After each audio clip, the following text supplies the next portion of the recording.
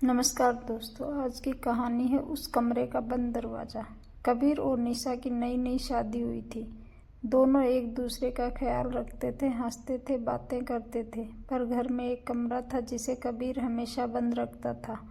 ताला लगा रहता और वे कभी निशा को उसके पास भी नहीं जाने देते। निशा कई बार पूछती, कबीर इस कमरे में क्या है? पर कबीर हमेशा मुस्कुराकर बात बदल देते। यही बात निशा के दिल में पहला सस्पेंस बन गई। कुछ हफ्तों बाद रात में उस बंद कमरे से अजीब सी फुसफुसाहट जैसी आवाज़ें आने लगी। निशा ने कई बार सुना, धीमे कदम, हल्के खटखट, जैसे कोई अंदर चल रहा हो। उसके मन में डर बैठे गया। कमरे में आखिर क्या है, कौन है? पर कबीर से पूछने पर वह और भी चुप रहने लगा। एक सुबह कबीर जल्दी ऑफिस चला गया। निशा कपड़े निकाल रही थी कि अचानक उसकी नज़र अलमारी के कोने में पड़ी।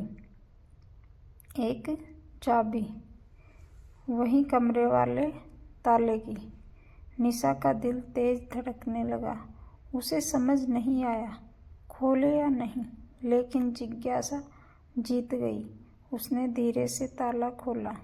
दरवाज़ा खोलते ही निशा ठिठक गई। कमरा पूरी तरह अंधेरा था, लाइट ऑन की, और सामने था कबीर की पहली पत्नी का बड़ा सा फोटो। कमरा उसकी चीज़ों से भरा था, डायरी, कपड़े, चूड़ियाँ, कुछ पुराने खत। निशा के हाथ कांपने लगे। क्या कबीर आज भी उसे नहीं भूल पाया? क्या वो मुझे इसलिए दूरी पर रखता है? उसी पल उसे पीछे से आवाज़ आई, निशा, तुमने दरवाज़ा क्यों खोला?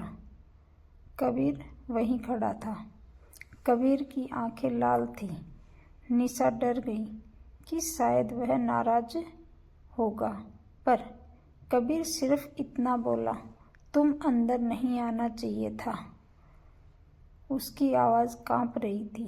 निशा बोली, कबीर, क्या तुम अभी तक उन्हें नहीं भूल पाए? कबीर कुछ नहीं बोला, कमरा बंद कर दिया। उस रात निशा को नींद नहीं आई। उसे लगा शायद कबीर उससे कोई बड़ा सच छिपा रहा है।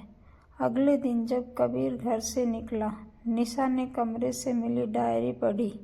अंदर लिखा था, अगर मेरे साथ कुछ भी हो जाए तो इसका जिम्मेदार वो इंसान होगा जो कबीर के करीब है। निशा की सांस रुक गई। कौन था वो इंसान? क्या यह कोई हत्या थी?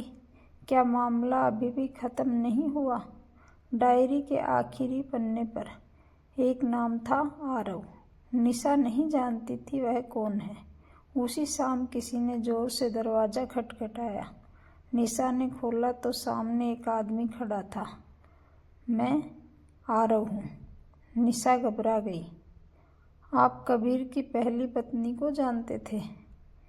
आरव बोला, हाँ, वो मेरी बहन थी और उसकी मौत एक हादसा नहीं था। इतने में कबीर भी पीछे से आ गया। निशा डरकर उसके पीछे खड़ी हो गई। कबीर बोला, आरव, सच बताओ। आरव की आंखें भर आई।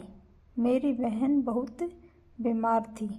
मुझे लगा कबीर ने उसकी देखभाल नहीं की, इसलिए मैंने उसके बारे में गलत बातें फैलाई। कबीर ने धीमे से कहा, मैं उसे अस्पताल ले जा रहा था, पर रास्ते में उसकी हालत बिगड़ गई। उसे बचा नहीं पाया। निशा की डायरी वाली लाइन असल में आरव की गलतफहमी थी। न कोई हत्या, न कोई छुपा हुआ आरोपी।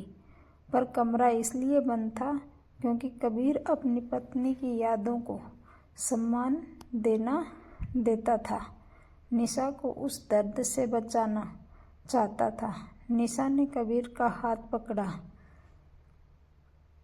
तुम्हारा अतीत तुम्हारी कमजोरी नहीं, तुम्हारी संवेदनशीलता है।